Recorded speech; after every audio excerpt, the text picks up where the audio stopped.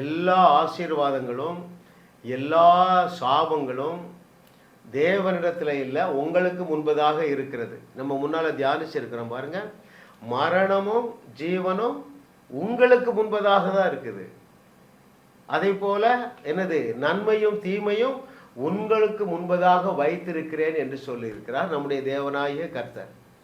அதே போல இன்றைக்கு ஒரு சத்தியம், நீங்கள் 100 மடங்கு ஆசீர்வதிக்கப்பட வேண்டுமா, 1000 மடங்கு ஆசீர்வதிக்கப்பட வேண்டுமா, கோடி மடங்கு ஆசீர்வதிக்கப்பட வேண்டுமா, அல்லது பூமி தாங்க முடியாத அளவுக்கு ஆசீர்வதிக்கப்பட வேண்டுமா?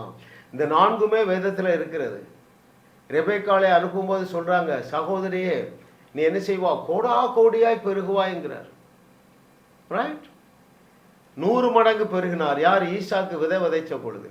இஸ்ரவேல் ஜனங்களிடத்தில் தேவனாகிய கர்த்தர் சொல்லுகிறார், நீங்கள் இப்பொழுது இருக்கிறதை காட்டிலும் 1000 மடங்கு பெருகுவீர்கள் என்று சொல்லுகிறார். அப்போ இதில் எது வேணும் என்று நீங்கள் எடுத்துக்கொள்ளலாம். 100 மடங்கு பெருக்க போதுமா, 1000 மடங்கு பெருக்க வேணுமா, பூமி தாங்க முடியாத அளவுக்கு பெருக்க வேணுமா, கோடா கோடியான பெருக்க வேணுமா? எல்லாமே நமக்கு முன்னால் வாழை இலையில வச்சுட்டார் ஆண்டவருங்க. ரைட்? இன்னைக்கு என்ன பரிதாபம், 100 மடங்கல்ல, ஒரு 10 மடங்கு பெருக்கத்தை கூட 10% கிறிஸ்தவங்க அனுபவிக்கல. ஆனால் வேதம் முழுவதும் தேடி வாசிங்க. நான் நிச்சயமாகவே உங்களை ஆசீர்வதித்து பெருகவே பெருக பண்ணுவேன். பெருக பண்ணுகிற தேவன் உன்னோடு பேசி கொண்டு இருக்கிறார். சாதாரண வாழ்க்கைக்கு நீ உன்னை ஒப்பு கொடுக்காது அருமையான தேவர்களே. பரலோகம் உங்களை நம்பி இருக்குங்க.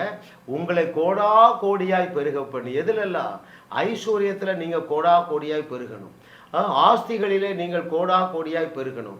உங்களை கோடா கோடியாய் பெருக பண்ணி அநேக எண்ணற்ற ஏழைகளை நீங்கள் வாழ வைக்கும்படியாக இந்த நாட்களிலே நீங்கள் என்னோடு இணைந்திருக்கிறீர்கள். சாதாரண ஆசீர்வாதத்தோடு வாழவே முடியாதுங்க. நீங்கள் சத்தியத்தை சரியாக அறிகிறீர்கள். அதில் களையை விதைக்காமல் இருக்க வேண்டியது உங்கள் பொறுப்பு. அப்படி என்றால் என்ன பொருள்? என்னுடைய செய்தியை நீங்கள் ஒரு 10 செய்தியை கேட்டுட்டு ஒரு 2 செய்தி மனித நீதியை போதிக்கிற செய்தியை கேட்டால் அது களையாகிய விதையாக உள்ளே வந்துடுது. அந்த களை தான் வேகமாக வளரும். ரைட்? தேவன் உங்களை நம்பி இருக்கிறாருங்க. சந்தோஷப்பட்டு களி கூறுங்க. அதனால தான் தேவன் எனக்கு ஒரு பாடல் கொடுத்தார். கோடா கோடியாய் நீ பெருகி எண்ணற்ற ஏழைகளை வாழ வைப்பாய். கோடா கோடியாய் நான் பெருகி எண்ணற்ற ஏழைகளை வாழ வைப்பேன். இயேசு செய்த கிரியைகளை நானும் செய்வேன். அதை விட பெரிய கிரியை நாளும் செய்வேன். You are called to shake the world. அப்படி என்றால் என்ன பொருள்? உலகத்தை உலுக்குவது என்றால் உலகத்தை வாழ வைப்பதாங்க. ரைட்? அப்போஸ்தலர் நடவடிக்கைகளை வாசிக்கிறோம். உலகத்தை கலக்குகிறவர்கள் இங்கேயும் வந்து விட்டார்கள்.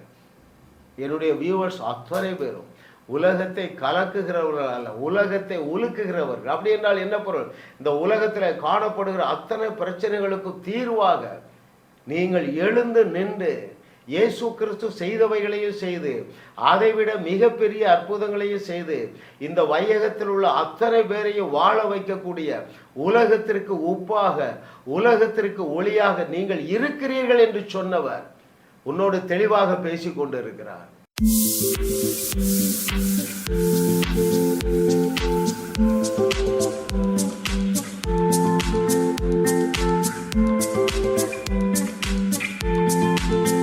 ஜாஸ் மினிஸ்ட்ரீஸ் யூடியூப் சேனலில் தொடர்ந்து செய்திகளை கேளுங்கள், சப்ஸ்கிரைப் செய்யுங்கள், வீடியோக்களை லைக் செய்து பலரோடும் பகிர்ந்து கொள்ளுங்கள்.